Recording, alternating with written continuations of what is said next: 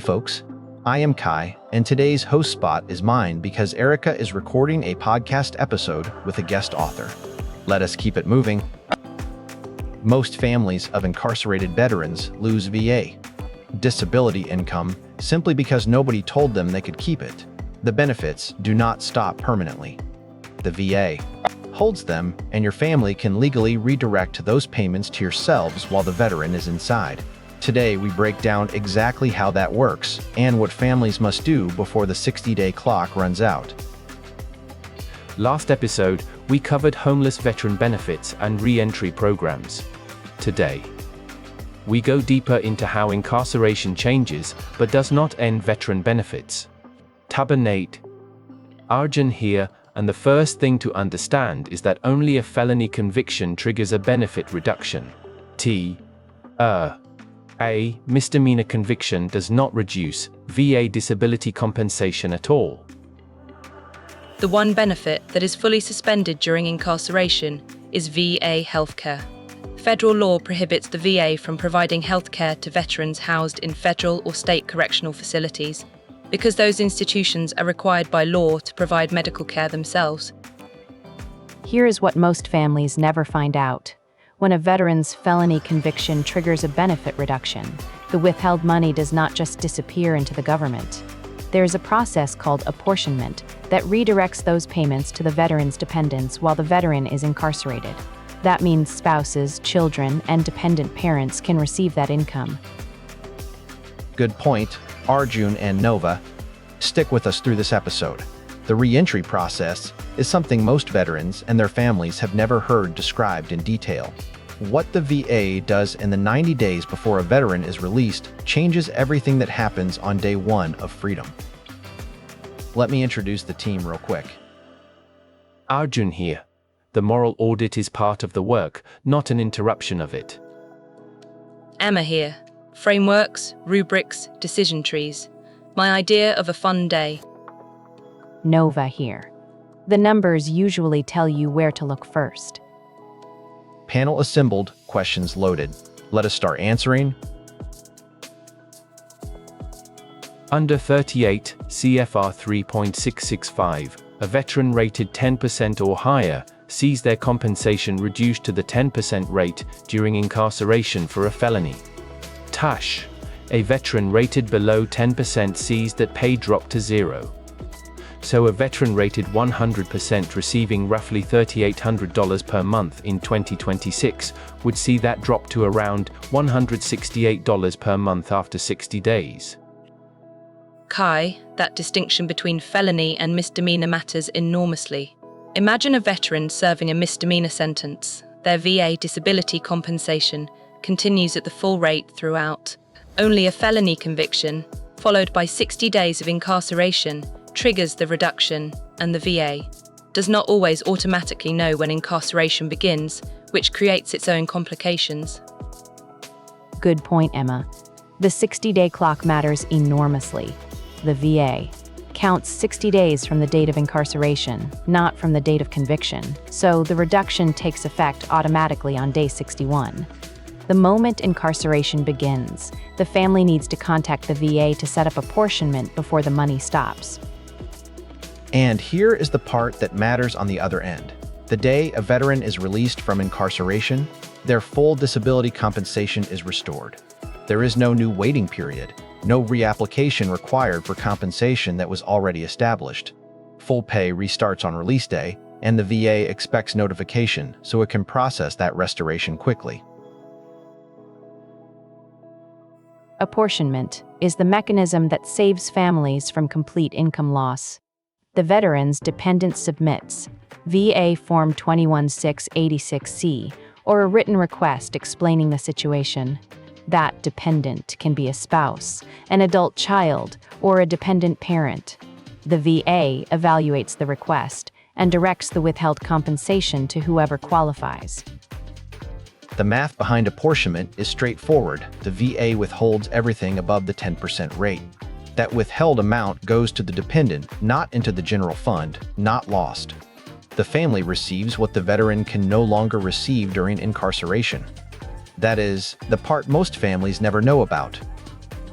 Kai, The critical thing to emphasize is that apportionment is not automatic.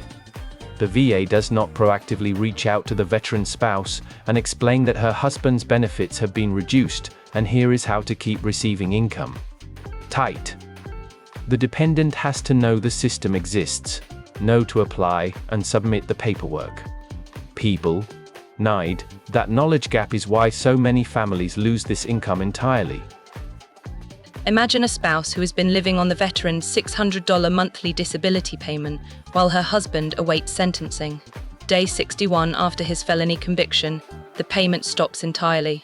She calls the VA, is told his benefits were reduced due to incarceration, and nobody mentions apportionment.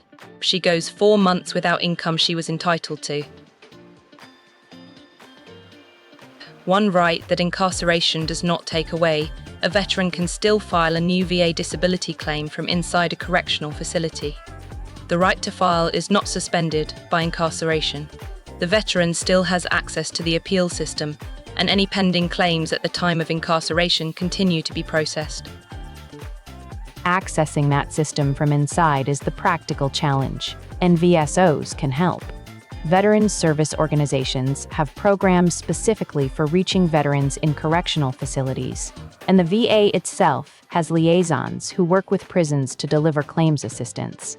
The system is harder to navigate from inside, but it is not closed. Tabor. Nova. What types of evidence can actually be gathered from inside? The good news is that the strongest evidence is already in the VA's files: service treatment records, military personnel records, and prior C&P exam results. The veteran can request copies of those records, obtain buddy statements by mail, and submit a personal statement. None of that requires physical presence at a VA facility.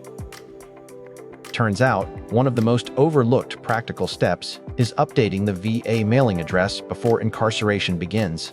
If rating letters and appeal deadlines go to an address the veteran no longer has access to, those deadlines evaporate permanently.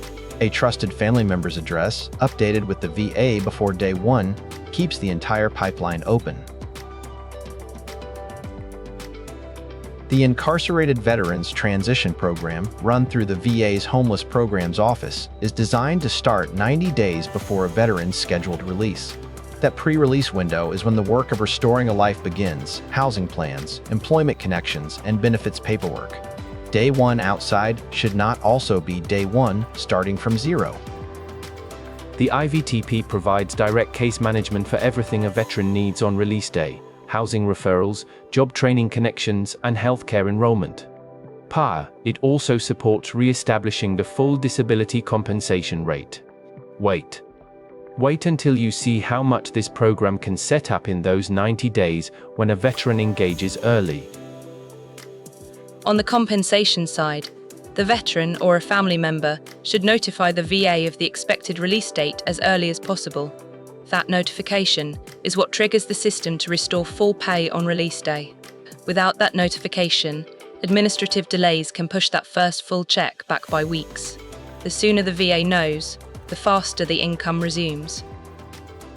Before incarceration even happens, if a veteran is facing charges and has a service-connected mental health condition, or a TBI, veteran treatment courts exist in most states as an alternative to traditional criminal prosecution.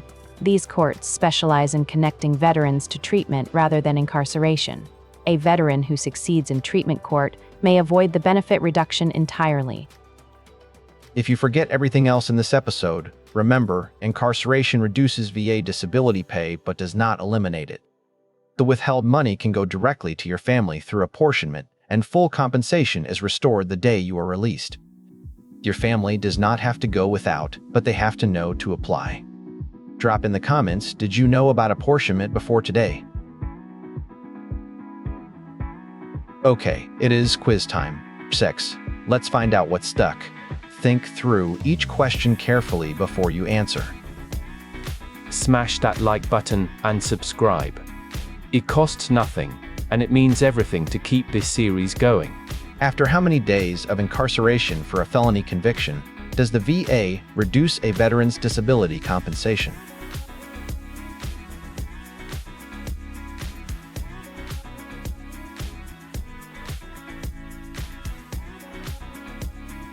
The correct answer is C. 60 days. The reduction takes effect on day 61 of incarceration for a felony conviction under 38 CFR 3.665.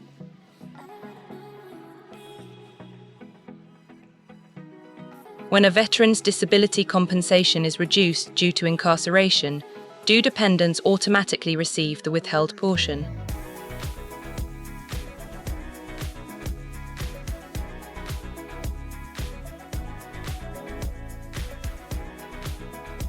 The correct answer is C. No. Dependents must proactively apply for apportionment through the VA. The withheld payments are not automatically redirected to anyone.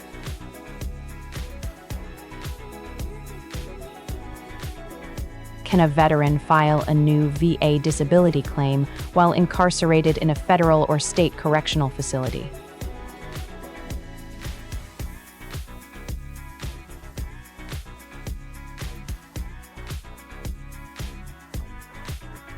The correct answer is B.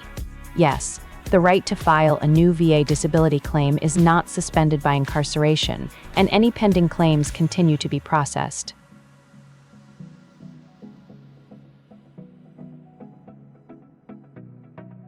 Here is the core takeaway from today. Incarceration reduces VA disability compensation after 60 days for felony convictions, but the withheld money does not disappear. Dependents can claim it through apportionment.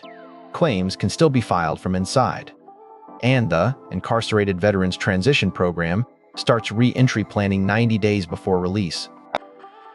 3 years from now, the family that applied for apportionment, instead of watching those payments stop, will look back and realize that one phone call to a VSO kept them financially stable through the hardest stretch they have ever faced. That call takes 20 minutes. WC, the income loss lasts forever if you do not make it. Next episode, the one veteran population that serves at higher rates per capita than any other demographic in America, yet faces barriers to VA access that most veterans have never had to think about. Wait until you see the specific programs the VA built to reach them. Subscribe and turn on notifications so you do not miss it. Share this episode with any family navigating this situation right now, because they need to know about apportionment. Don't forget to like. Focus is a renewable resource.